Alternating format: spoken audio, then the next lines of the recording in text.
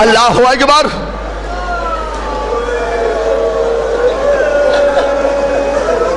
ہم مدینے کے سیدوں کی کنیزیں ہیں، کیسے برداشت کیا زدارو؟ ہم گھر سے باہر نہیں نکلتے.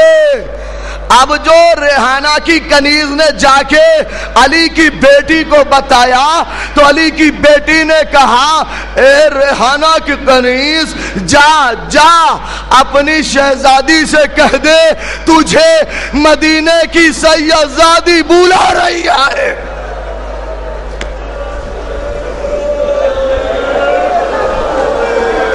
اللہ اکبر. تجھے مدینے کی سیدزادی بلا رہی ہے. اب تو جا کے بتایا تو ریحانہ نے آ کے ہاتھ جوڑ کے سوال کیا بی بی ہم نے تمہیں پہچانا نہیں، تم کون ہو بتاؤ تو ذرا. علی کی بیٹی نے چہرے سے بال ہٹائے اور ایک جملہ کہا اے مالک اشتر کی بیٹی ریحانہ، میں علی کی بیٹی زینب ہوں، عباس کی بہن زینب ہوں، حسین کی بہن زینب ہوں.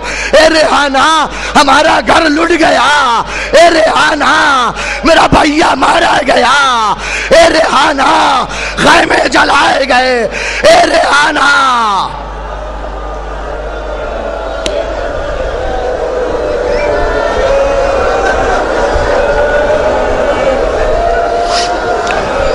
جزاکم ربکم خیر الجزا.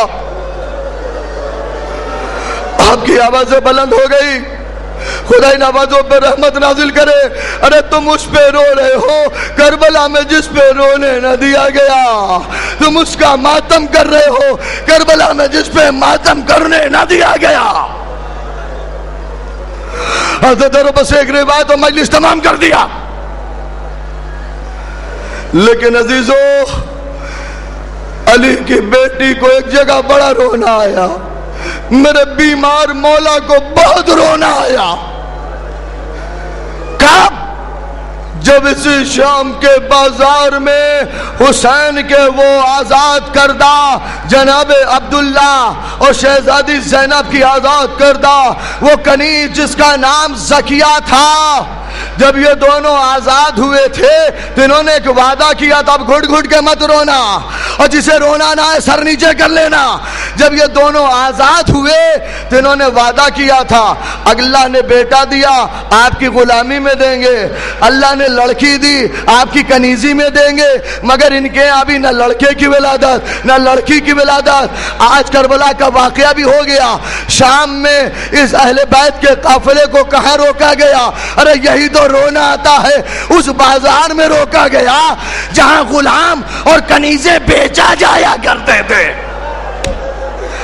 ماتم کر سکو تو کر لینا.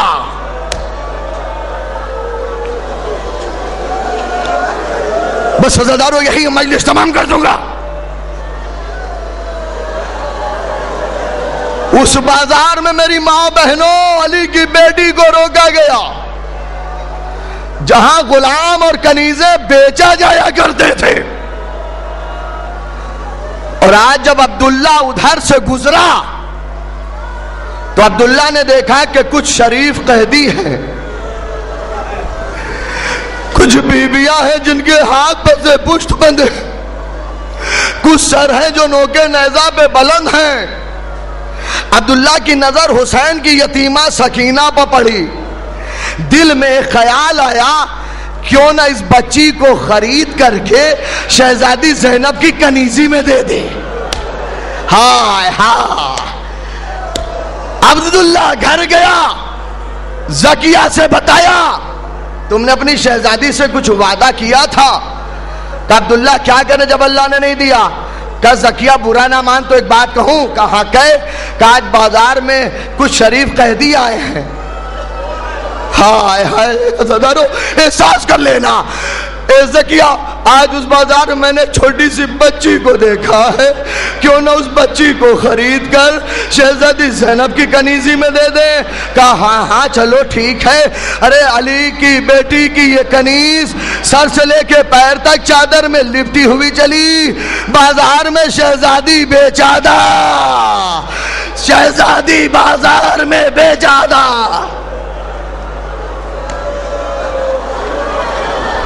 اللہ اکبر، اللہ اکبر۔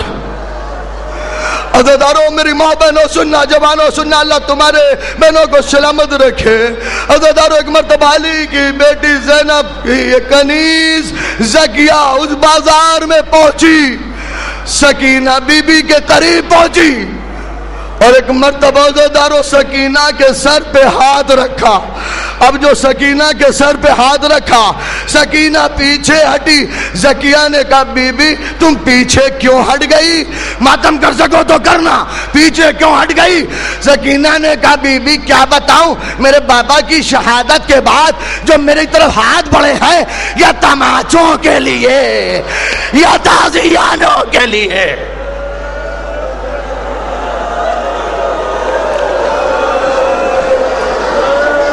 جزاک اللہ، جزاک اللہ۔ زکیہ نے پھر پوچھا بی بی تمہارا کیا جواب دیا ہے حسین کی یتیمہ نے؟ احساس کر لینا۔ بی بی تمہارا وطن کہاں ہے؟ سکینہ بی بی نے سر جھکا کے کہا بی بی ہم غریب الوطن ہیں۔ بی بی ہم غریب الوطن ہیں۔ اللہ اکبر۔ سکینہ بی بی نے پوچھا بی بی یہ سب پوچھ کے کرو گی کیا؟ بی بی یہ سب پوچھ کے کرو گی کیا؟ کہا بی بی ہم تمہیں خریدنے آئے ہیں۔ گھٹ گھٹ کے مت رونا عزیزانو، کہا کہ ہم تجھے خریدنے آئے ہیں، خریدنے۔ سکینہ سجاد سے جا کے لپٹ گئی، بھیا بس اتنا بتا دو نانا کی امت کو بخشوانے کے لیے میرے بابا نے میرا بیچا جانا قبول کر لیا تھا۔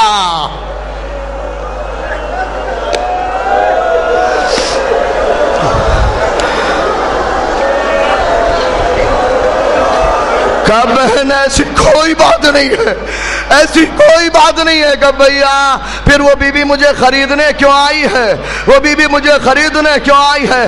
ایک مرتبہ علی کی بیٹی کی طرف رک کر کے کہا تو بی اماں سکینہ تم سے جدا ہونے والی ہے، بی بی اماں سکینہ تم سے رخصت ہونے والی ہے۔ کہا کیوں سکینہ؟ کہا وہ بی بی مجھے خریدنے آئی ہے۔ بس آخری جملہ سننا، وہ بی بی مجھے خریدنے آئی ہے۔ اب جو زینب نے سر اٹھا کے دیکھا زکیہ کو پہچان لیا، زکیہ کو پہچان لیا، اشارہ کر کے بلایا۔ زکیہ قریب پہنچی، پوچھا بی بی اس بچی کو خرید کے کرے گی کیا؟ زکیہ نے کہا مدینے میں میری شہزادی رہتی ہے، میں نے اس سے یہ وعدہ کیا تھا اللہ نے اگر کوئی بیٹی دیا تو آپ کی کنیزی میں دوں گی، مگر اللہ نے نہیں دیا، سوچا اس بچی کو خرید کر کے اپنی شہزادی کی خدمت میں دے دے۔ زینب نے کیسے برداشت کیا ہوگا؟ آواز دیا بی بی تیری شہزادی مدینے میں کہاں رہتی ہے؟ کہا محلے بنی ہاشم میں۔ عزیزانو جملہ سنو تڑپ جاؤ گے۔ ایک مرتبہ آواز دیا تمہاری شہزادی کا نام کیا ہے؟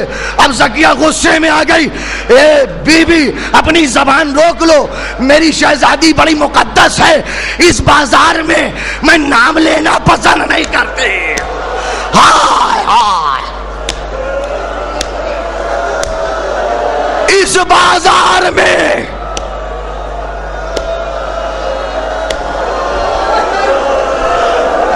نام لینا پسند نہیں کرتی۔ اب جو زینب نے یہ سنا تو ایک جملہ کہا اپنی شہزادی کو دیکھے گی پہچان جائے گی، کہا 10 سال کنیزی کی ہے کیسے نہ پہچانوں گی۔ زینب نے چہرے سے بال ہٹائے، ایک زکیہ کہاں پہچانا، تیری شہزادی تیرے سامنے کھڑی ہے اور جس بچی کو تو خرید رہی ہے میرے حسین کی بیٹی سکینہ، سکینہ زکیہ میرا گھر لٹ گیا، زکیہ میرا بھیا مارا گیا، زکیہ گھر گئی، چاقو کو لیا، زبان کو کاٹا شہزادی کے سامنے، اے شہزادی معاف کر دینا، اس زبان سے گستاخی ہو گئی تھی۔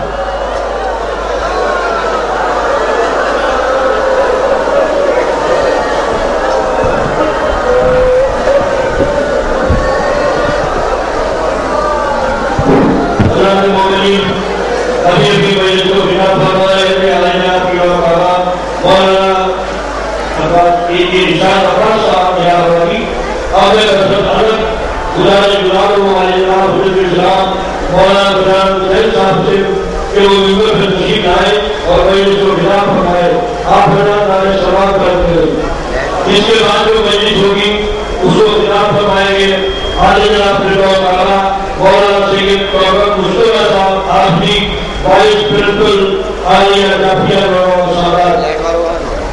لائٹ والوں سے گزارش ہے کہ اسٹیج کی لائٹ جلا دیں، لائٹ والوں سے گزارش ہے کہ اسٹیج کی لائٹ جلا دیں۔ ایک سورہ فاتحہ کی گزارش ہے، سید افضل حسین زیدی بنت قمر حسین، شان فاطمہ بنت ظہیر حسین، خوشنود فاطمہ بنت مصطفیٰ حسین کے لیے پھول پھاڑنے کی۔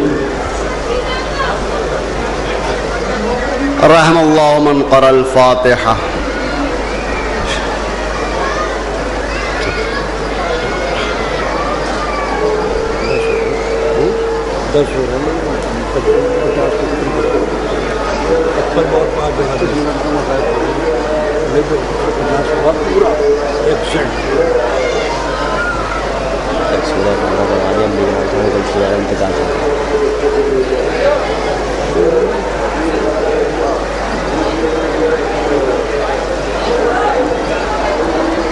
اعوذ باللہ من الشیطان اللعین الرجیم،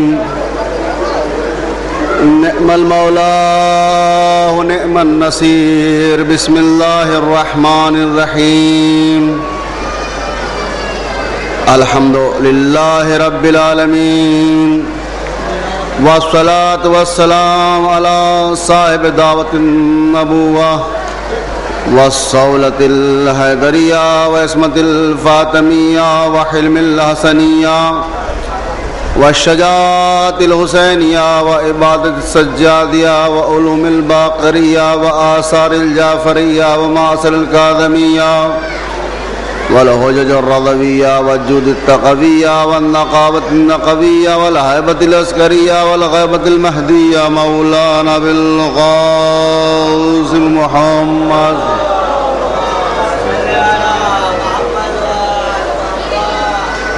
وآلہ الطیبین الطاہرین المعصومین المظلومین ولعنت اللہ علی اعدائهم اجمعین من یومنا هذا الى قیام یوم الدین، اما بعد فقط قال اللہ تبارک وتعالی فی کتاب الحکیم وقول الحق، بسم اللہ الرحمن الرحیم، انما يريد الله ليذهب عنكم الرجس اهل البيت ويطهركم تطهيرا۔ السلام۔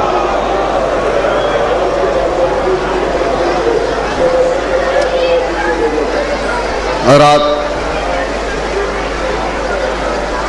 قرآن مقدس کی بڑی مشہور و معروف آیت،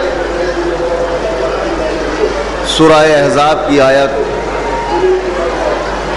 جس میں خالق کلام اپنے وہ ذات پاک اپنے کلام پاک میں کچھ پاک ہستیوں کی پاکیزگی کا اعلان کر رہا ہے۔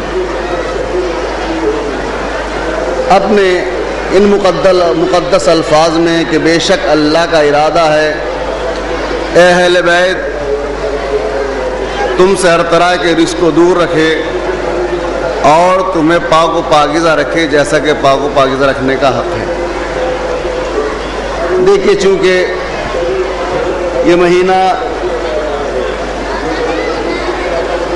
جو جمادی الثانی اس میں الحمدللہ ہماری اور آپ کی شہزادی کی شہزادی کو اتنا پسند آیا کہ اگر دنیا میں تشریف لائی تو اس مہینے میں، اور جب اس دنیا سے رخصت ہوئی تو پھر وہ بھی اسی مہینے میں۔ 3 جمادی الثانی میں آپ کی ولادت بھی ہے، اسی جمادی الثانی میں آپ کی ولادت بھی ہے، اور اسی جمادی الثانی میں آپ کی شہادت بھی ہے۔ تو منسوب ہے یہ مہینہ، جس طرح ماہ شعبان امام حسین سے ہے، ماہ رمضان امام حسن سے ہے، میری شہزادی سے اسی لیے اسی عنوان سے اس آیت کی تلاوت کا میں نے شرف حاصل کیا۔ اللہ نے اہل بیت کی طہارت کا اعلان کیا۔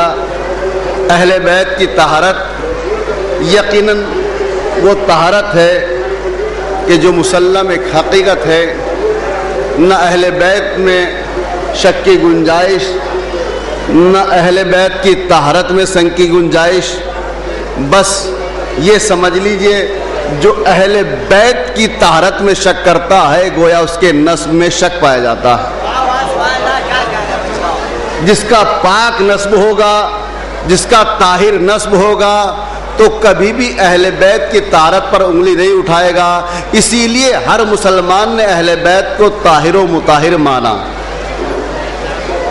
لیکن اگر اہل بیت کی طہارت کو بیت سے متصل کر دیا جائے، بیت سے جوڑ دیا جائے، بیت سے متمسک کر دیا جائے، تو افہام و تفہیم کے بہت سے مراحل خود بخود طے ہو جاتے ہیں۔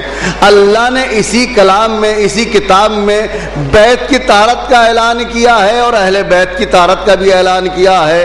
دونوں طہارتیں کلام پاک میں موجود ہے، قرآن حکیم میں دونوں طہارتیں موجود ہے۔ اللہ نے ایک بیت بنایا اور اللہ نے اہل بیت کو مقرر کیا۔ دیکھیے بیت اس لامکاں کہ جس کو نہ مکان کی ضرورت ہے، نہ وہ زبان کا محتاج، نہ مکان کا محتاج، پھر بھی اس نے اس زمین پر اپنا ایک گھر بنایا جس کو خانہ کعبہ کہا جاتا ہے، بیت اللہ کہا جاتا ہے، اللہ کا گھر کہا جاتا ہے۔ میں مسلمانوں سے یہ پوچھنا چاہتا ہوں، اللہ کا گھر کس لیے کہا جا رہا ہے؟ اللہ تو کہتے ہی اس کو کہ جو گھر کا محتاج نہ ہو۔ اگر آپ اللہ کو محدود کر لیں کہ خانہ کعبہ میں اللہ ہے تو شرک ہو جائے گا۔ اللہ کسی ایک جگہ پر محدود نہیں ہے، اللہ یہاں بھی ہے، وہاں بھی ہے، زمین پر بھی ہے، آسمان پر بھی ہے۔ اللہ ہر جگہ، کسی ایک مخصوص جگہ نہیں، لیکن پھر بھی اس لامکان نے ایک گھر بنوایا اور منسوب کر لیا اپنی طرف۔ اللہ کو گھر کی ضرورت نہیں تھی، معلوم ہوتا اللہ کو نسبت کی ضرورت تھی۔ اللہ نے گھر بنوایا، اسماعیل ابراہیم سے منسوب کر لیا اپنی طرف، یعنی اللہ کو نسبت کی ضرورت تھی۔ اللہ یہ چاہتا تھا کہ نسبت کا احترام کیا جائے۔ تو میرے مسلمان بھائیوں، نسبت کا احترام کرنا یہ شیعوں کی علامت نہیں ہے، یہ سنت پروردگار ہے۔ اللہ چاہتا ہے نسبت کا احترام کرانا، اسی لیے اللہ نے گھر بنایا، ایک گھر بنا، معمولی سا گھر۔ اب اللہ نے اپنی طرف منسوب کر لیا، کہا ہر سال ہر مسلمان پر واجب ہے کم از کم ایک مرتبہ یا تمام عمر میں ایک مرتبہ حج کے لیے آئے۔ لیکن آج بھی حکم شریعت جناب ابراہیم سے حج چلا رہا ہے۔ اگر آپ خانہ کعبہ میں چلے جائیں گے تو خانہ کعبہ کا طواف واجب ہو جائے گا۔ تو گھر بنایا ابراہیم و اسماعیل نے۔ طہارت بیت کا مسئلہ ہے نا، طہارت بیت کے عنوان سے پڑھ رہا ہوں انشاءاللہ، پھر طہارت اہل بیت۔ تو دیکھیں گھر بنایا، ایک مشرک عورت کو حسد ہوا کہ ابراہیم نے گھر بنایا۔ جو بھی آتا ہے، قریب کا ہو، دور کا ہو، کہیں کا بھی رہنے والا ہو، آتا ہے، اتنا احترام، ایک معمولی سا گھر بنایا۔ کوئی استعلام کرتا ہے، کوئی طواف کرتا ہے، کوئی رکوع کر رہا ہے، کوئی سجدہ کر رہا ہے، احترام ہی احترام، عزت ہی عزت۔ اس مشرک عورت کو فعل ابراہیم پر حسد ہوا۔ مشرک عورت نے جیسا گھر خانہ کعبہ تھا اس کے مثل ویسا ہی گھر کچھ فاصلے پر بنا دیا۔ ٹھیک ہے، خانہ کعبہ کے لیے یوں نہیں کہا مولا رسول نے کہ یا علی انتا مثلو کعبہ، تم کعبے کی طرح ہے۔ جس طرح علی کے مقابل نہیں معلوم کتنے لوگ جعلی لوگ آئے، اسی طرح خانہ کعبہ کے مقابل ایک نہیں 7 جعلی کعبے بنے، 7 گھر بنے۔ جو کعبے کے چلی. ابرا کو کعبے سے کیا دشمنی تھی؟ ابرا کو خانہ کعبہ سے کیا دشمنی تھی ہے؟ ابرا کو خانہ کعبہ سے یہی دشمنی تھی کہ ابرا نے نیا دین ایجاد کیا. بھئی نیا مذہب، نیا دین، نئے طریقہ، نئی شریعت کا صاحب نماز کا طریقہ یہ ہے، جو بھی طریقہ رہا ہو عبادت کا طریقہ یہ ہے کہ صاحب حج کرنے جاتے ہیں، خانہ کعبہ کا طواف کرنے جاتے ہیں. اب حج سے کیسے روکا جائے؟ کہ ایک جیسا خانہ کعبہ تھا ویسے گھر ایک حبش میں بنا دیا کہ دیکھو حج کرنے کی ضرورت نہیں، کہاں جاؤ گے تم اتنی دور؟ مکہ جاؤ گے دور و دراز کا سفر طے کرنے کے لیے. لہذا تم جب بھی تمہیں ضرورت ہو اس گھر کا طواف کر لینا. چونکہ ابرا سروں کا حاکم تھا، اللہ کی حکومت دلوں پر تھی، لاکھ کوشش کی، لاکھ پابندی لگائی، لاکھ فتوے لگائے، لیکن نہیں ماننے والے نہ مانے. کوئی چوری سے جاتا ہے، کوئی تجارت کے بہانے جاتا ہے. آخر ابرا مجبور ہو گیا. بھئی ہم نے تمام کوششیں کی، تمام دولت صرف کر دی، تمام طاقت صرف کر دی، آخر یہ نہ ماننے والے نہیں مانتے. یہ کیسے اللہ کے ماننے والے ہیں کہ نہ فتویٰ کارگر ہوتا ہے، نہ ہماری دولت کام آتی ہے. کہ تو کیا کیا جائے؟ کہ وزیروں نے مشیروں نے مشورہ دیا کہ جب تک اصل خانہ کعبہ باقی ہے کوئی نقلی گھر کو نہیں ماننے والا، کہ اصل کو شہید کر دیا جائے. مجبور ہو جائیں گے لوگ نقلی طرف رجوع کرنے کے لیے. ابرا ہاتھیوں کا لشکر لے کر آ گیا. بات سمجھ میں آ گئی. مزاج کفر یہی رہا ہے کہ اصل کو شہید کر دیا جائے. بھئی یہی سے بات سمجھ میں آتی ہے. ہمارا کوئی امام ایسا نہیں کہ جس نے سیاست میں دخل کیا ہو یا حکومت میں دخل کیا ہو. جسے دیکھیے کوئی مسلح عبادت پر بیٹھا ہوا عبادت کر رہا ہے، کوئی مسند علم پر لوگوں کو علم سے روشناس کر رہا ہے. نہ کسی کو حکومت سے مطلب، نہ سیاست سے مطلب. لیکن جو بھی حاکم آتا ہے وہی امام کا دشمن، جو بھی حاکم آتا ہے وہی امام کا دشمن. اس لیے کہ جانتے تھے جب تک اصل وارث رسول موجود ہے کوئی نقلی خلیفہ کو نہیں ماننے والا.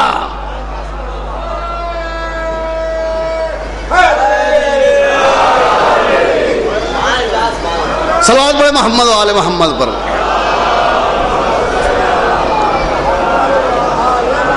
کا اصل کو شہید کر دیا جائے.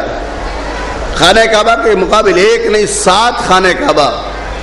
اب دور و دراز سے قافلہ آیا. جانتے جو قریب تھے وہ رہنے والے جانتے تھے یہ اصل ہے یہ نقل ہے. لیکن دور و دراز سے قافلہ آیا بجائے اصل خانہ کعبہ کے. جو مشرک عورت نے گھر بنایا تھا اس گھر کا طواف کر کے چلے گئے. اب حکم ہوا یا ابراہیم و اسماعیل ام طہرا بیتی. گھر تو بنا دیا، گھر کو پاک رکھنا کس کی ذمہ داری ہے؟ ابراہیم تم نے گھر بنایا، جیسا حکم دیا ویسا گھر بنایا، لیکن یہ بتاؤ گھر کو پاک رکھنا کس کی ذمہ داری ہے؟ اب مجھے کوئی آپ جھوٹی سے جھوٹی روایت بتائیے کہ ابراہیم علیہ السلام نے پانی کے ذریعے تطہیر کعبہ کی ہو یا مطہرات 10 ہے کسی اور چیز کا استعمال کیا ہو. تو تطہیر کعبہ کیسے کی؟ کعبے کی طہارت کیسے کی؟ کا روایت کہتی ہے کہ جناب ہاجرہ کی کالی چادر لی اور خانہ کعبہ کے چاروں طرف تان کر حکم دیا. آج تک خانہ کعبہ پر لباس جو ہے غلاف کعبہ سیاہ ہے، سنت ابراہیم ہے. ابراہیم نے پہلا غلاف کالا لگایا تھا کہ دیکھو آج کے بعد کوئی اپنے گھر پر سیاہ لباس نہ ڈالے، یہ مخصوص ہے خانہ کعبہ کے لیے. تو جملہ نظر سماعت کروں میرے عزیزوں میرے دوستو، کبھی احساس کمتری کا شکار مت ہونا. ہم اقلیت در اقلیت ہے، ہم اقلیت میں بھی اقلیت ہے، ہم کم میں بھی کم ہے. یہ کالا لباس، یہ سیاہ لباس ہر ایک کا مقدر نہیں ہوتا، کم از کم خانہ کعبہ جیسا مقدر لے کے پیدا ہونا پڑتا ہے. کب جا کے کہیں کالا لباس نصیب ہوا کرتا ہے. صلوات پر محمد و آل.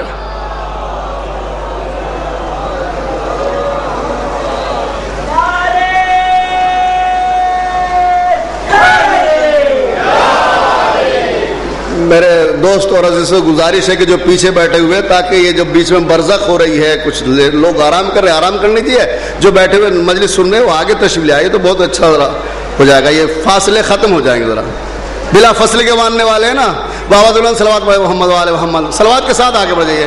جو لوگ آرام کرنا چاہتے ہیں آرام کر لیجئے، کوئی فرق نہیں پڑتا.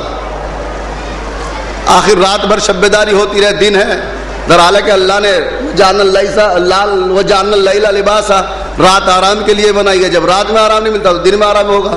باوجود صلوات پر محمد وآل محمد.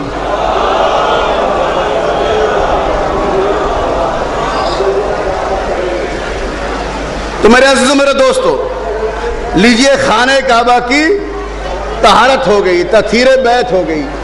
کس کے ذریعے؟ ایک چادر کے ذریعے.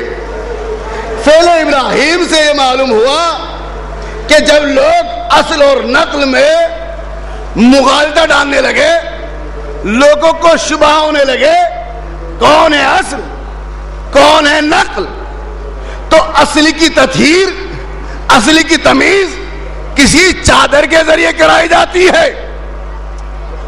اصل کی تمیز، اصل کو علیحدہ کسی چادر کے ذریعے کرایا جاتا ہے. میرے نوجوان بھائی اس نہیں سمجھ پایا شاید. میرے خدا کی قسم، نہ رسول کے جسم میں کوئی ضعف تھا، نہ کوئی کمزوری تھی، نہ کوئی بیماری تھی. رسول نے چادر اوڑھی، محو آرام ہو گئے. حسن آئے داخلے قصہ ہو گئے، حسین آئے داخلے قصہ ہو گئے، علی آئے داخلے قصہ ہو گئے، فاطمہ آگے بڑی داخلے قصہ ہو گئے. کل ابراہیم نے تطہیر بیت چادر کے ذریعے کی تھی.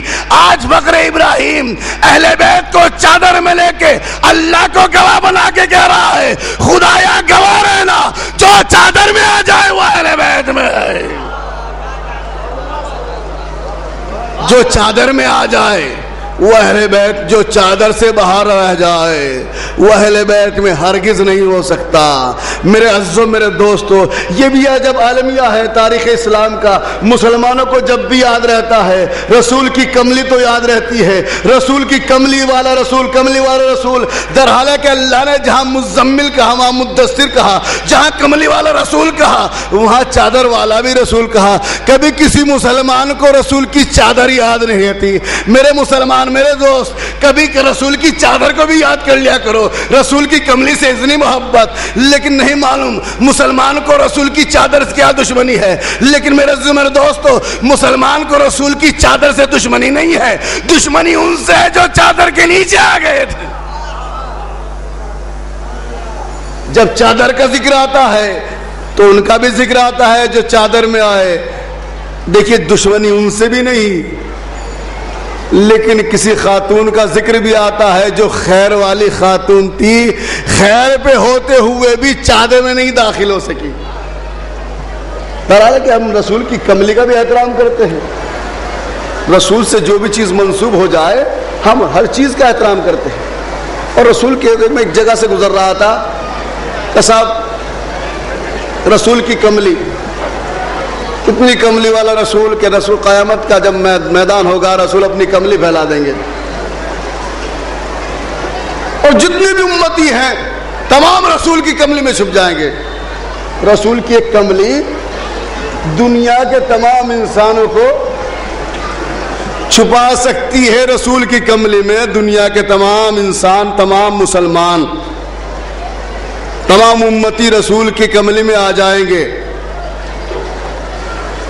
اب بات عقل میں نہیں آتی. اب مسلمانوں کی عقل کیا ہو گیا کہ بھئی رسول کی کملی معمولی کملی نہیں ہے. رسول کی کملی بھی بہت سا دکھا سکتی ہے، کوئی معمولی تو یہیں سے تو ہم پہ کیوں اعتراض کرتے ہو؟ ایسی کتنی بڑی چادر تھی جس میں 5 نفوس آ گئے. جب رسول کی کملی میں پوری امت سما سکتی ہے تو رسول کی چادر میں 5 نہیں آ سکتے. صلوات پر محمد و آلہ.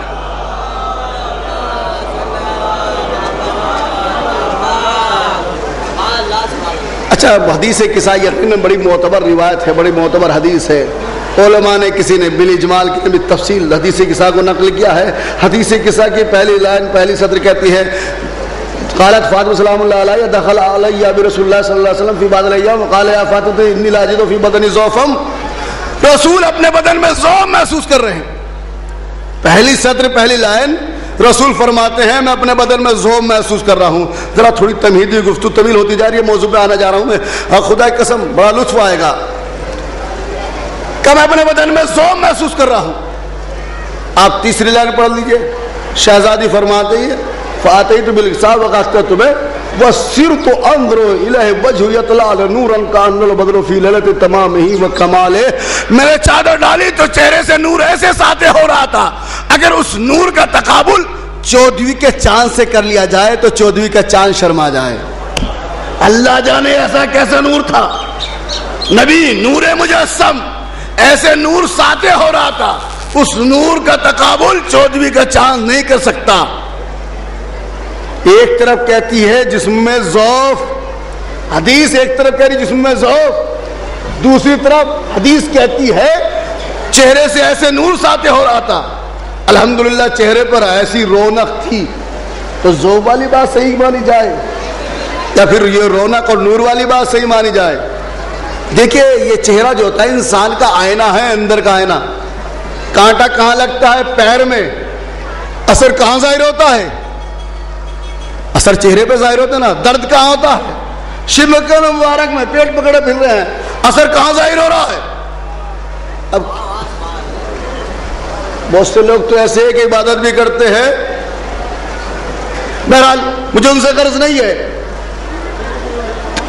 درد کہیں بھی ہو، اثر چہرے پہ ظاہر ہوتا ہے. چہرہ انسان کا آئینہ ہوتا ہے. اب اگر جسم میں ضعف ہو، کمزوری ہو تو یقیناً چہرے پر اضملال ہوگا، تھکاوٹ کے آثار ہوں گے، خستگی کی علامت ہوگی. لیکن انسان اگر صحت مند ہے، انسان سست نہیں ہے، چست ہے، تو چہرے پہ یقیناً رونق ہے. چہرے سے پتہ چل جاتا ہے بھائی. چہرہ دیکھے رات بھر سوئے نہیں میں، جا کے سو جائیے، چہرہ بتا دیتا ہے. تو ایک طرف حدیث قصہ کہتی ہے جسم میں ضعف. یہ بھی عجیب بات ہے. جب دیکھیے جب بات آ جاتی ہے، میں بخل کا عادی نہیں ہوں. جسم میں رسول کے جسم میں ضعف، رسول نے کہا انی لاجد فی بدنی ضعف، میں چہرے میں اپنے بدن میں ضعف محسوس کر رہا ہوں. در حالانکہ اکثر و بیشتر ضعف کی ایک بات ہوتی ہے، اگر تھکاوٹ کے جیسے کہیں بھی ضعف ہو، سب سے پہلے انسان کے سر میں ضعف ہوتا ہے. کیا ہوا؟ میں تھک گیا ہوں، رات بھر نیند نہیں آئی، سر میں درد ہو رہا ہے. لیکن رسول کہتے ہیں جسم میں ضعف. رسول نے نہیں سر نہیں کہا کہ اگر تھکاوٹ بھی بیماری بھی ہو جائے تو ہمارا جسم بیمار ہو سکتا ہے، ہمارا سر بیمار نہیں ہو سکتا، ہمارا ذہن بیمار نہیں ہو سکتا. تو چہرے پر ذوق محسوس کر رہا ہوں، پہلی سطر. دوسری تیسری سطر چہرے پر رنگ رونق محسوس کر رہا ہوں. تو کون سی بات صحیح مانی جائے؟ دیکھیے تضاد کے لیے 8 شرطیں ہیں. خدا کے سمجھے رسول اپنے گھر سے چلے تھے، جس کے جسم میں ضعف تھا، کمزوری تھی، بیماری سے صحیح، تھکاوٹ کی صحیح، کسی بھی وجہ سے. لیکن جیسے ہی گھر سے نکل کر درے سیدہ پر آئے، بطول نے اپنی چادر ڈالی، ساری بیماری جاتی رہی، سارا ضعف جاتا رہا. یہ بطول کی چادر کا کمال تھا. تو بات رسول کی کملی تھی. رسول کی کملی کے معجزہ مسلمان بیان کر رہا تھا کہ دیکھیے قیامت کے میدان ہوگا، رسول اپنی کملی پھیلا لیں گے، دنیا کے تمام امت تمام آسین رسول کی کملی میں جھک جائیں گے. رسول کی کملی کی ذرا سی بھی ہوا اگر مجھے مل جائے تو میرے دنیا کے تمام دکھ درد دور ہو جائے. رسول کی کملی کا ایک معمولی سا دھاگا بھی اگر مجھے مل جائے تو میرے لیے قیامت میں شفاعت کا باعث بن جائے. میں بھی کہتا ہوں بھائی تیرے لیے کیا، رسول کی کملی ہے ہی ایسی، ہر مسلمان کے دکھ درد دور کر سکتی ہے، ہر انسان کی بیماری کا علاج کر سکتی ہے، ہر انسان کا ہر نبی کی بیماری کا علاج دور کر سکتی ہے. رسول کی کملی نبیوں کے لیے شفا بن سکتی ہے، وصیوں کے لیے شفا بن سکتی ہے، ولیوں کے لیے شفا بن سکتی ہے. نبی کی کملی واقعا رسولوں کے لیے شفا بنی. رسول کی کملی ہے ہی ایسی کہ تمام کائنات کے لیے شفا بن سکتی ہے، عالمین کے لیے شفا بن سکتی ہے. لیکن مجھے کہنے دیجئے جو عالمین کے لیے شفا بنے اسے تم کملی رسول کہتے ہو، جو رسول کے لیے شفا بنے اسے ہم چادر بطول کہتے ہیں.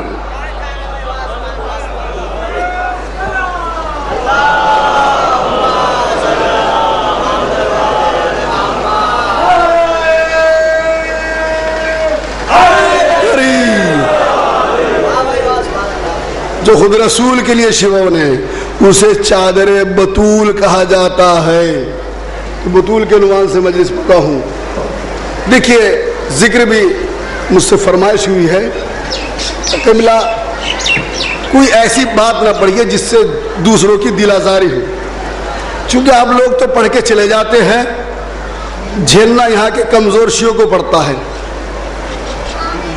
مستضعف ہے، کمزور ہیں، آبادی نہیں ہے، کہ جھیلنا یہاں کے بیچارے شیعوں کو پڑتا ہے. آپ لوگ تو 4 دن کے حالی آئے، واہ واہ بٹوری، نہیں معلوم کیا کیا پڑھا، کس کس کا نام لے کر پڑھا، کیا کیا در. حالانکہ ممبر کے بھی آداب ہے، ہر ایک کا نام لینا اس ممبر پر صحیح نہیں ہے. اہل بیت کا ذکر کر رہا ہوں، کسی ایسے وجہ کا ذکر نہیں.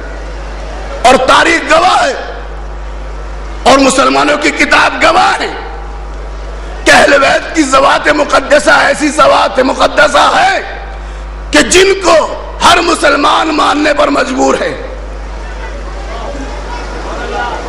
کسی کو مانتا ہو نہ مانتا ہو، اہل بیت کو ہر مسلمان ماننے پر مجبور ہے. سنی، شیعہ، دیوبندی، مالکی، اہل حدیث، اہل قرآن، مودودی، شافعی، حنبلی، حنفی، ہر مسلمان اہل بیت کو مانتا ہے. کسی کو مانے نہ مانے، اہل بیت کو ہر مسلمان مانتا ہے. بڑے دعوے کے ساتھ بات کر رہا ہوں. اب بہرحال شافعی نے تو کہہ دیا کہ اس کی نماز ہی نہیں جو اہل بیت پہ درود نہ بھیجے. آپ کہیں گے سب سے بڑا متعصب فرقہ، یہ بھی عجیب اتفاق ہے. متعصب فرقہ اگر ہے تو وہ صحابی کا ہم قافیہ.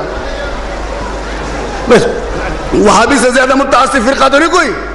وہابی کو چھوڑیے، وہابیوں کا امام احمد ابن حنبل مسند علم پر بیٹھا ہوا، ہزاروں کا مجمع، بڑے بڑے جید علماء شاگرد، لوگوں کو فقہ کا درس دیتا ہے.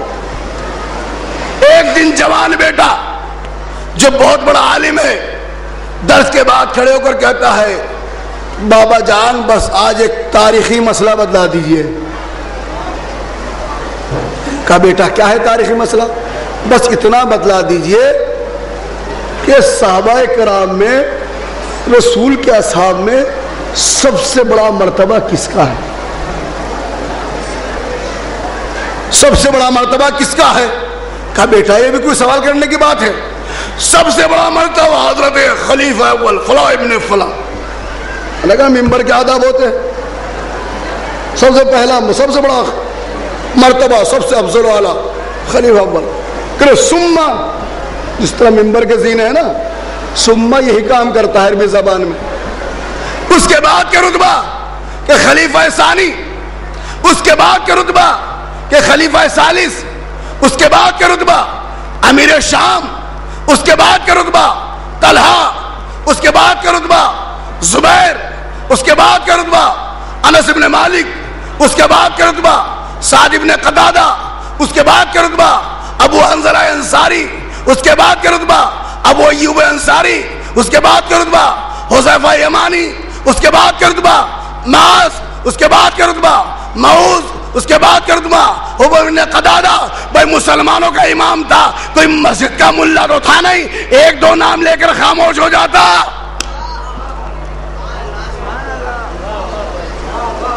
آخر پوچھتے پوچھتے عاجز آ کر ایک مرتبہ جوان بیٹا کہتا ہے بابا پہلے پہ نہیں، دوسرے پہ نہیں، تیسرے پہ نہیں، ارے معلوم ہوتا ہے علی بن ابی طالب سے زیادہ دشمنی ہے، چوتھے نمبر پر علی کا نام لے دیا ہوتا. اب یہ مسلمانوں کا امام کوئی معمولی انسان نہیں ہے، مسلمانوں کا امام ہے احمد ابن حنبل، جس کی لوگ تقلید کرتے ہیں، آج تک امام مانتے ہیں، آج تک اس کی شریعت پر عمل ہو رہا ہے، آج تک اس کے احکامات پر عمل ہو رہا ہے، آج تک اس کے مسائل پر عمل ہو رہا ہے. ایک مرتبہ کہتا ہے بیٹا جان، بیٹا ارے تم نے مجھ سے اصحاب کے بارے میں سوال کیا تھا، تو کیا علی اصحاب میں سے نہیں ہے؟ علی اصحاب میں سے نہیں ہے، ہوا من اہل بیت، علی تو اہل بیت میں سے آئے.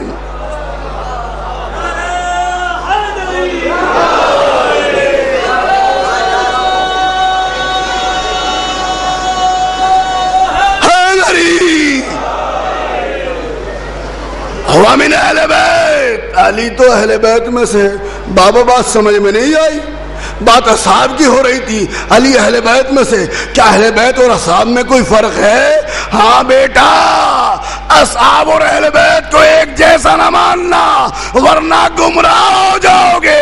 اصحاب اصحاب اہل بیت اہل بیت ہے. بڑا فرق ہے. یہ میں نہیں کہہ رہا ہوں, یہ مسلمانوں کا امام کہہ رہا ہے. اصحاب اصحاب ہیں, اہل بیت ہے. تو اہل بیت کو ہر مسلمان ماننے پر مجبور ہے. مسلمانوں کا کوئی فرقہ ایسا نہیں کہ جو اہل بیت کو نہ مانتا ہو. اہل بیت کو ہر مسلمان مانتا ہے. مجبوری ہے, اور وہ کسی بھی طرح مانتا ہو. کوئی دل سے مانتے, کوئی زبان سے مانتے ہیں. تو اہل بیت کو مسئلہ ہی ختم کر دیا قبلہ, اختلاف ہی ختم ہو گیا. نہ پھر بھی اختلاف ہے. کہاں اختلاف ہے؟ اہل بیت کو تو سب مانتے ہیں, آیت تطہیر کو بھی سب مانتے ہیں. مسئلہ جب اہل بیت کی تعداد کا آتا ہے کہ اہل بیت نہیں جانتے. اہل بیت یعنی گھر, اہل یعنی گھر والے. تو بات گھر کی تھی, گھر تک رہتی. صاحب گھر والے اہل بیت میں, گھر والی اہل بیت میں. چلیے گھر والی تھی بات نہیں, گھر والی سے نکلے, گھر سے نکلے. سسر اہل بیت میں, سالہ اہل بیت میں. ایک معیار بنا لیا, رسول کا جو بھی رشتہ دار وہ اہل بیت, رسول کا جو بھی رشتہ دار وہ اہل بیت. میں ایک جگہ مجلس پڑھا تھا, کہہ رہے ہیں قبلہ کہیں کے لیے گھما پھرا کے بات کر رہے ہیں. سیدھا کہجیے رسول کا رشتہ دار کیسا رشتہ دار تھا رسول کا ہے, جس نے رسول کی رسالت میں شک کیا, جس نے رسول کی نافرمانی کی. اب گنانے شروع کیے. ارے صاحب کہہ دیجئے رسول کے رشتہ داروں کا نام اہل بیت نہیں ہے, بلکہ علی کے رشتہ داروں کا نام ہے اہل بیت.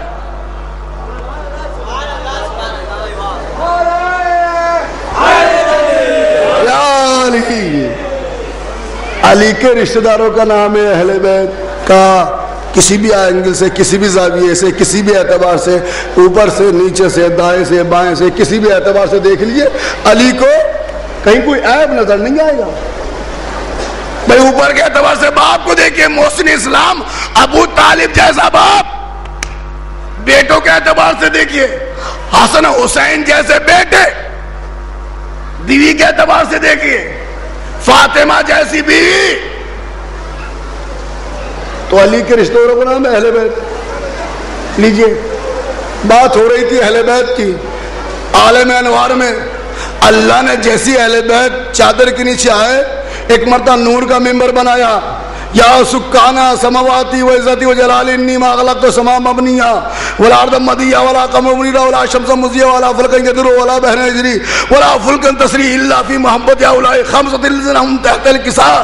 جبریل نے کہا پروردگار میری دور رس نگاہ دیکھ رہی ہے, قیامت تک جھگڑا رہے گا مسلمانوں میں. کوئی کہے گا رسول کے رشتہ دار اہل بیت, کوئی کچھ کہے گا, کوئی کچھ کہے گا. آج تو نام بنام بدلا دے, قصیدہ تو پڑھ رہا ہے, یہ بتا چادر کے نیچے کون ہے. کہوں میں اہل بیت نبوہ, چادر کے نیچے اہل بیت نبوت ہے. تو اہل بیت کسے مانا جائے, کس کے گھر والے, کس کے رشتہ دار. قیامت تک کا جھگڑا ختم کر دے. میں تو یہ دیکھ رہا ہوں کل مسلمان لڑیں گے, سنی کہیں گے رسول کے رشتہ داروں کا نام اہل بیت ہے, کچھ شیعہ کہیں گے علی کے رشتہ داروں کا نام اہل بیت ہے. تو نام نام بتا دے کون ہے اہل بیت. ارشاد وہ نہیں جانتا, ہم فاطمہ تو وہ ابوہا وہ بالوہا وہ بنوہا. اب مجھے کہنے دیجئے نہ علی کے رشتہ دار اہل بیت ہے, نہ رسول کے رشتہ دار اہل بیت ہے, بلکہ فاطمہ کے رشتہ داروں کا نام ہے اہل بیت.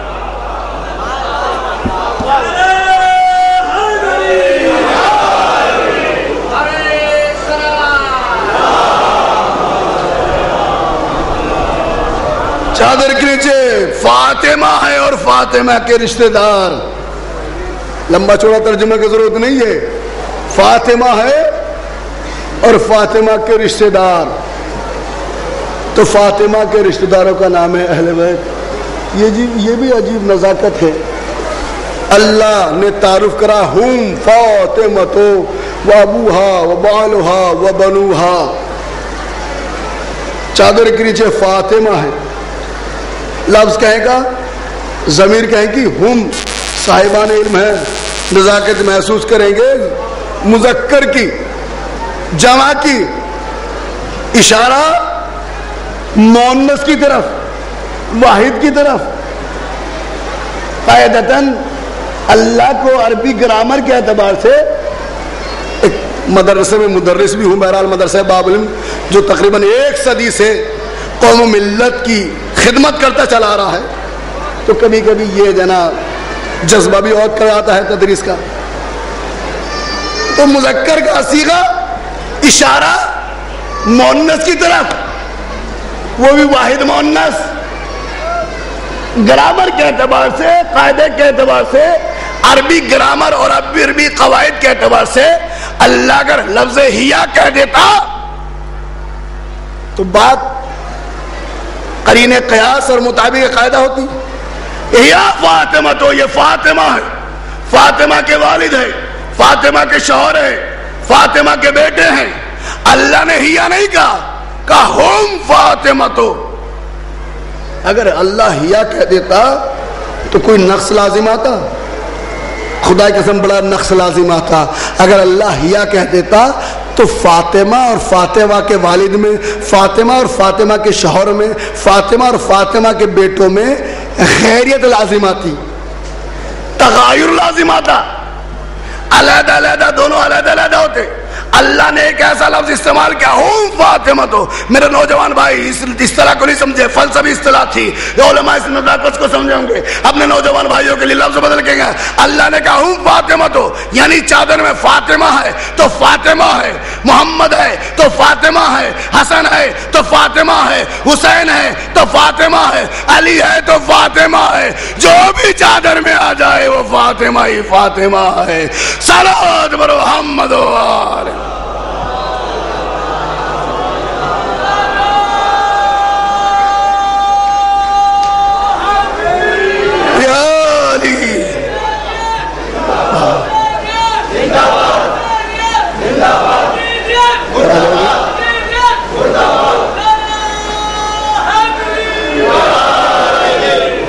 دیکھیے یہ نعرہ اور یہ آوازیں، یہ جواب جو ہے نا مناسبت نہیں رکھتی بالکل بھی. اور یہ بات یہ نہ سوچیے ایک آواز ہمارا بھی اٹھ رہی ہے کہ بھائی سارے نعرہ لگائیں گے علی علی کرنے سے کیا فائدہ. میں صلوات والا بھی ہوں اور علی والا بھی ہوں. جو علی کو نہیں مانے گا وہ مسلمان کیسا مومن کو.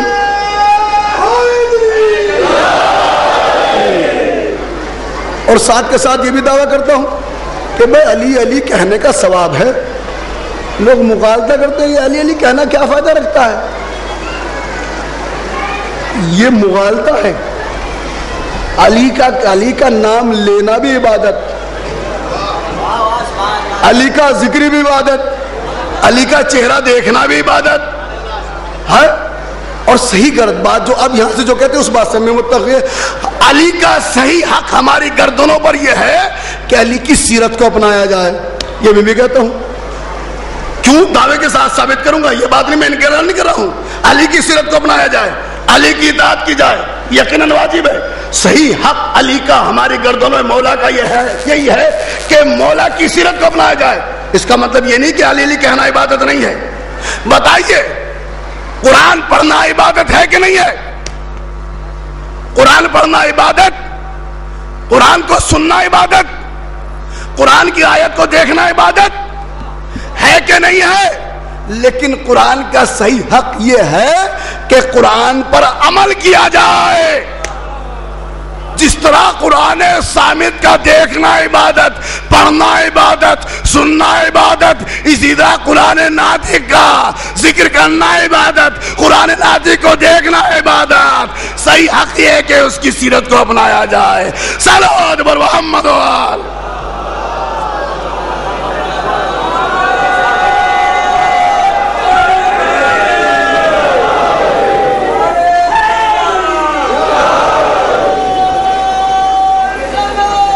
یا رسول اللہ. دیکھیے اب اگر آپ کو شرعی جواز نہیں ملتا، میں سلوات والا ہوں، اب سلوات کی دیکھیے پہلے میں سلوات کے فضائل پڑھوں. مرسل اعظم سلوات کے فضائل بیان کر رہے ہیں.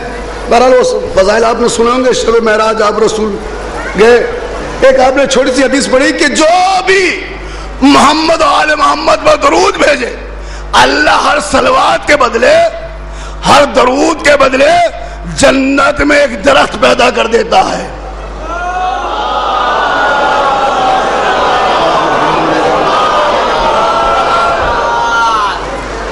ایک جنت میں درخت, ایک ہم جیسا مولائی کھڑا تھا, یا رسول اللہ جنت میں میرا تو بہت بڑا باغ بن گیا ہو گیا, آپ بڑے درود بھیجتا ہوں, بڑی صلواتیں بھیجتا ہوں. کہا یقیناً باغ بن گیا ہوگا, باغ لگ گیا ہوگا, لیکن باغ تبھی باغ رہے گا جب تک باغی نہ بنو گے. میرے بعد باغی مت بن جانا. باغ تب ہرا بھرا رہتا ہے جب باغ کو سیراب کرتے رہو. یا رسول اللہ باغ کو کس طرح سیراب کیا جائے؟ جنت میں باغ ہے, ہم یہاں اپنے باغ کو سیراب کرتے ہیں پانی کے ذریعے, دانا ڈالتے ہیں, کھاد ڈالتے ہیں, پانی ڈالتے ہیں, پانی لگاتے ہیں. کہ وہاں کس طرح سیراب کیا جائے کہ وہاں باغ تیار ہوتا ہے محمد آل محمد و درود سے, اور باغ ہرا بھرا رہتا ہے دشمن آل محمد پر لعنت سے.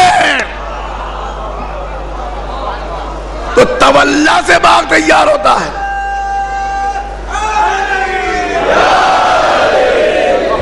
تولا سے باغ تیار ہوتا ہے, تبرہ سے باغ باقی رہتا ہے, باقی رہتا ہے باغ. کہا یا رسول اللہ آپ کہتے ہیں درود بابا سے بلند بھیجیے, بھیجیے بابا سے بلند درود محمد والے.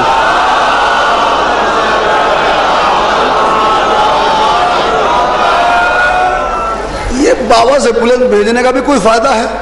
اب بلند آواز میں بھیجا جائے. کہا اس کا بھی فائدہ ہے. کبھی کبھی تو بڑا دل چاہتا ہے لوگوں کو دعا دے جائے کہ جو بزم رسالت میں آ کر طرح طرح کے سوال کیا کرتے تھے, یا رسول اللہ بابا سے بلند کا فائدہ کیا؟ کہا بابا سے بلند کرا درود کا فائدہ تو ہے, لیکن بابا سے بلند درود بھیجنے کا فائدہ یہ ہے کہ جہاں تک درود کی آواز پہنچتی ہے, درود مومن کے لیے صفر صفر. جہاں تک درود کی آواز پہنچتی ہے وہاں اتنی دور تک نفاق مومن سے اتنا دور رہتا ہے.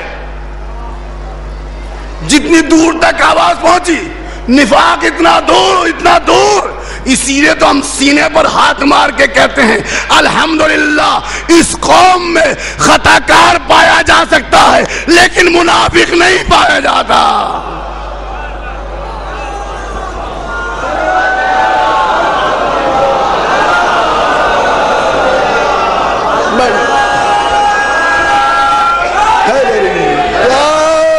ماشاءاللہ خدا سلامت رکھے یا علی کہنے والوں کو. آپ کہیں گے بھئی یہ سلوات کا جواز تو ہم سنتا ہے, یہ نعرے کا جواز, شرعی جواز تاریخ سے. جنگ بدر مسلمانوں کی پہلی جنگ, میں نعرے والا بھی ہوں سلوات والا بھی ہوں, نہ نعرے کا مخالف نہ سلوات کا مخالف, لیکن علی کا صحیح حق یہ ہے ہماری گردنوں پہ کہ علی کی سیرت کو اپنایا جائے. قرآن کا صحیح حق ہماری گردنوں پہ یہ ہے کہ قرآن پر عمل کیا جائے.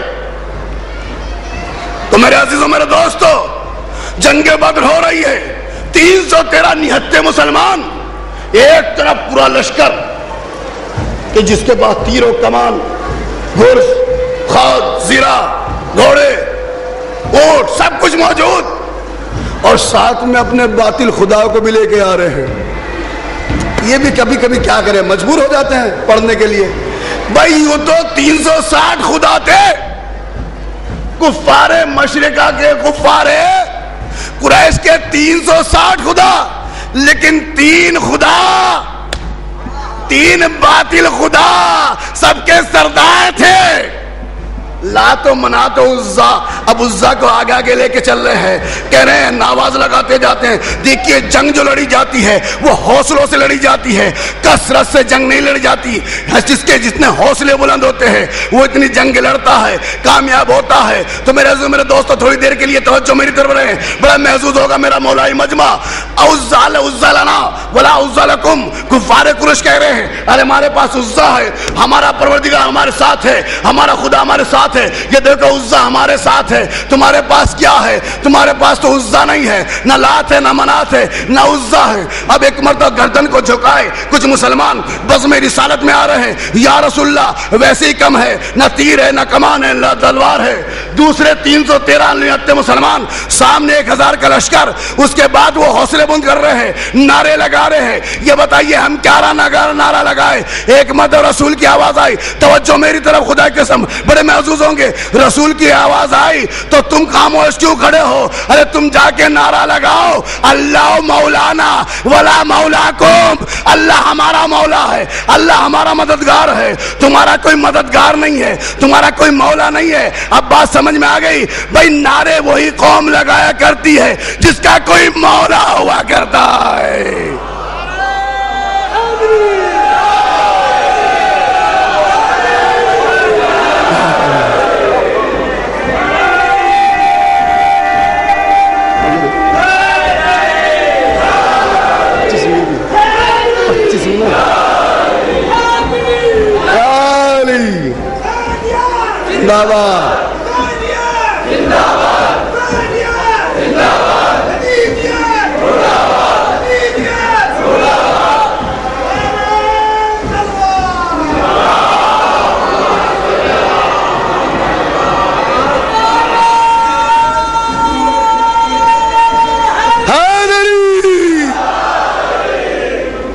تو نعرے ہمیشہ وہی قوم لگاتی ہے جس کا کوئی مولا ہوتا ہے۔ بھائی مسلمان یہاں نعرے لگائے نہ لگائے، یہاں نعرہ سننا پسند کرے نہ کرے، لیکن قیامت میں ہر ایک کو نعرہ لگانا پڑے گا۔ نعرہ لگائے نہ لگائے، ارے جنت میں جانا ہے تو علی علی سننا پڑے گا۔ بات معراج کی آ گئی، دیکھیے ہمارے حیدر بھائی بھی تشریف لے آئے تو بات مکمل کر رہا ہوں، سمیٹ رہا ہوں انہیں مضمون کو۔ لوگ اکثر معراج کے بارے میں پوچھا کرتے ہیں، یا رسول اللہ ماذا تری فی المعراج، آپ نے معراج میں کیا دیکھا؟ ماذا تری فی المعراج، آپ نے معراج میں کیا دیکھا؟ آج رسول بڑے خوشگوار موڈ میں بیٹھے ہوئے ہیں، چونکہ انسان تنوع پسند ہے، انسان تنوع پسند ہے۔ رسول چونکہ ایسی سی بات بتایا کرتے تھے، میں نے معراج میں یہ دیکھا جس کا ایک فرشتہ جس کا سر آگ، جسم طرف کا ایسا فرشتہ جس کے جسم میں تعداد ہاتھ، تو ایسی سی بات بتایا کرتے تھے۔ رسول سے مسلمان ضرور اکثر پوچھا کرتے ہیں معراج میں کیا دیکھا؟ اب کہ رسول نے علی کی طرف، شاید میری اس حدیث کو سن کر جو لوگ یہ فاصلے سے بیٹھے ہوئے ہیں، بلا فصل کے ماننے والے ہیں نا، تو یہ فاصلہ کم کر دیں گے۔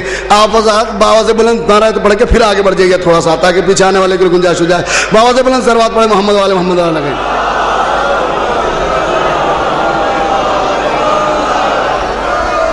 ماذا تری فی المعراج، یا رسول اللہ آپ نے معراج میں کیا دیکھا؟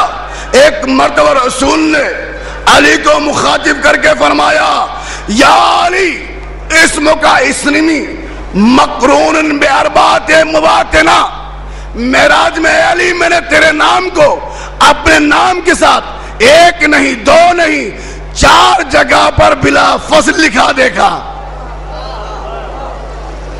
یا مسلمان بلا فصل مانے نہ مانے وہاں ماننا پڑے گا۔ بلا فصل 4 جگہ پر بلا فصل لکھا دیکھا۔ کہاں کہاں اس جگہ دیکھا؟ اذا وصلت الى بیت المقدس ووجدت مکتوب علی بابها لا الہ الا اللہ محمد رسول اللہ وایدت بعلی ونصرت بعلی ثم انتهیت فوصلت الى صدر المنتهى ووجدت مکتوب علی الصخرة لا الہ الا اللہ محمد رسول اللہ وایدت بعلی ونصرت بعلی ثم انتهیت فوصلت الى رب عرش الاعلی وَيَتَوَقْتُمٌ عَلَىٰ قِوَامِهَا لَا إِلَهَ إِلَّا اللَّهُ مُحَمَّدٌ عَبْدُهُ وَرَسُولُهُ وَأَيَّدْتُ بِعَلِيٍّ وَنَصَرْتُ بِعَلِيٍّ ثُمَّ انتَهَيْتُ فَوَصَلْتُ إِلَىٰ بَابِ الْجَنَّةِ وَوَجَدْتُ مَكْتُوبًا عَلَىٰ كُلِّ بَابِ الْجَنَّةِ لَا إِلَهَ إِلَّا اللَّهُ مُحَمَّدٌ رَسُولُ اللَّهِ عَلِيٌّ۔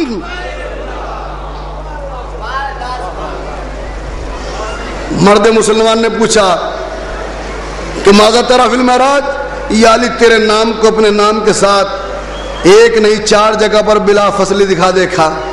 ابھی مولانا سن رہے تھے، پڑھ رہے تھے، آپ حضرات سن رہے تھے۔ اب کیا کرے مسلمان، احساس کمتری کا شکار ہو جاتا ہے۔ انہیں رسول کو سنا اپنے مزمے میں، علی کو سنا ہماری زبانی۔ اگر خدا قسم وہ ہماری زبانی رسول کے فضائل سن لیتے تو کبھی یہ نہ کہتے کہ شیعہ رسول سے بڑھا دیتے ہیں، علی کو رسول سے بڑھا دیتے ہیں۔ آئیے ہمارے مجمع میں سنیے، بھئی آپ لوگوں کا عقیدہ ہے کہ رسول کی معراج خانہ کعبہ سے بیت المقدس تک، لیکن یہ تھی حدیث سنیے، معراج کی ابتدا رسول فرماتے ہیں ابتدا معراج میں بیت المقدس اور پہنچ